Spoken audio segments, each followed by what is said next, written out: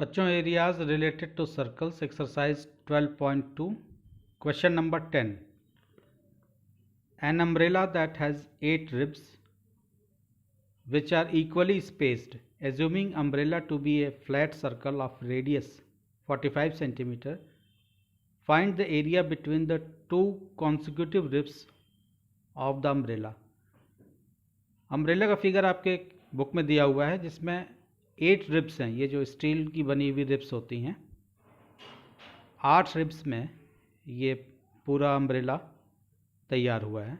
इसका top view आप जब ऊपर से देखेंगे तो इस तरह से ये रिब्स आपको 8 रिब्स दिखाई दे रही हैं जो कि इक्वली स्पेस्ड हैं, यानी बराबर दूरी पे हैं। हमारे फिगर में आपको चूँकि मैनुअली बनाया गया है तो आपको इक्वली स्पेस्ड ना दिख रही हों, लेकिन एंगल इसमें जो ये एंगल बन रहा है वो सबका इक्वल है। आपको कहीं इसमें मेरे फिगर में कहीं कम ज़्यादा दिख रहा है, लेकिन इसको एज्यूम करना है कि ये इक्वली स्पेस्ड हैं और रेडियस आपको 45 सेंटीमीटर दिया हुआ है। तो ये एक सर्कुलर फॉर्म में है। जब आप छाते को पूरी तरह से फैला दें तो ऊपर से जब आप देखेंगे तो ये सर्कुलर फॉर्म में दिखेगा। आपसे पूछ रहा है कि find the area between the two consecutive ribs of the, यानी टू कॉन्सिक्यूटिव रिब्स का मतलब ये हुआ कि जस्ट लाइक क्वेश्चन नंबर 9 के जैसा ही है ये। यहाँ केवल अंतर यह है कि वो 10 इक्वल पार्ट्स में था, ये 8 इक्वल पार्ट्स में है, यानी हमको थीटा फाइंड करना है सेक्टर में। तो एक सेक्टर का हम थीटा फाइंड कर रहे हैं। सर्कल, कंप्लीट सर्कल सेंटर पे 360 डिग्री का एंगल बनाता है। ये सभी 8 सेक्टर जो हैं वो मिलकर के 360 का बना रहे हैं एंगल, सबटेंड कर रहे हैं सेंटर पे। तो एक सेक्टर का जो थीटा होगा, यानी ये एंगल कितने का होगा, तो हम 360 को डिवाइड कर दें। वहाँ हम 10 से डिवाइड किए थे, यहाँ हम 8 से डिवाइड कर देंगे तो ये आ जाएगा 45, यानी थीटा की वैल्यू यहाँ पे आ जाएगी आपकी 45 डिग्री। सेक्टर का एरिया हमको निकालना है। आपसे पूछ रहा है कि दो कॉन्सिक्यूटिव रिब्स का मतलब ये हुआ, एक ये और ठीक इसके बगल वाली रिब ये हो गई। तो दो कॉन्सिक्यूटिव रिब्स के बीच का एरिया सेक्टर का एरिया होगा। तो हम नोट कर लें यहाँ पे क्या क्या नोन है हमारे पास है। गिवन है हमको radius r equal to 45 centimetre और थीटा की वैल्यू हमारे पास है 360 divided by 8 equal to 45 degree. अब हमको फार्मूला अप्लाई कर देना है। केवल एरिया ऑफ सेक्टर का फार्मूला आप जानते हैं। एरिया ऑफ सेक्टर होता है theta by 360 into pi r square. Pi की वैल्यू 22/7 लेंगे, आर की वैल्यू 45 लेंगे। थीटा 45 हो गया upon 360 into 22/7 into r square, r मतलब 45 इंटू 45। तो 5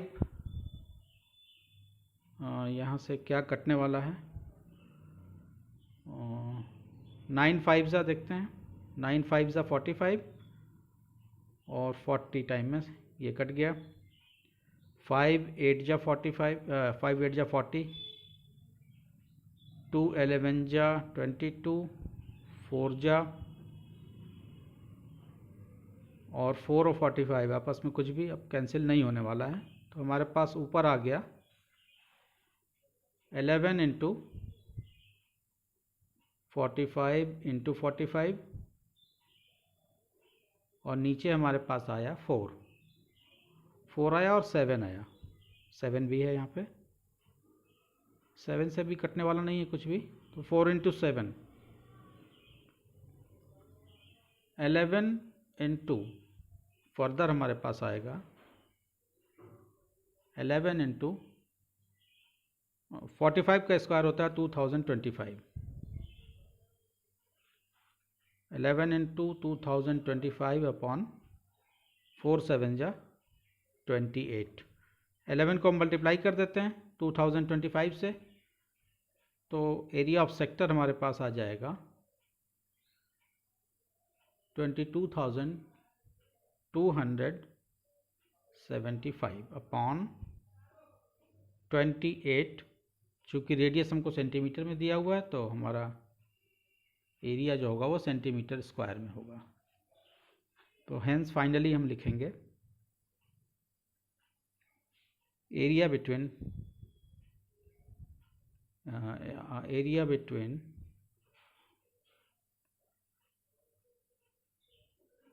two consecutive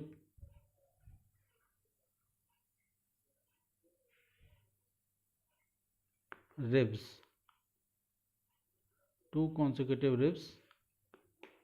is 22,275 upon 28 centimetre square. 28 से अगर आप इसको डिवाइड कर दें तो डेसिमल में भी आंसर आ जाएगा आपका, लेकिन बुक में जैसा आंसर दिया हुआ है आप यहाँ भी छोड़ सकते हैं।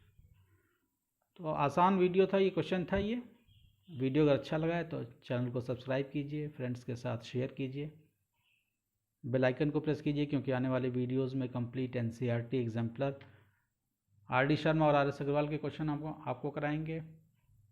साथ में फिजिक्स और केमिस्ट्री के भी वीडियोस लाएंगे, न्यूमेरिकल के भी वीडियोस लाएंगे। Thank you.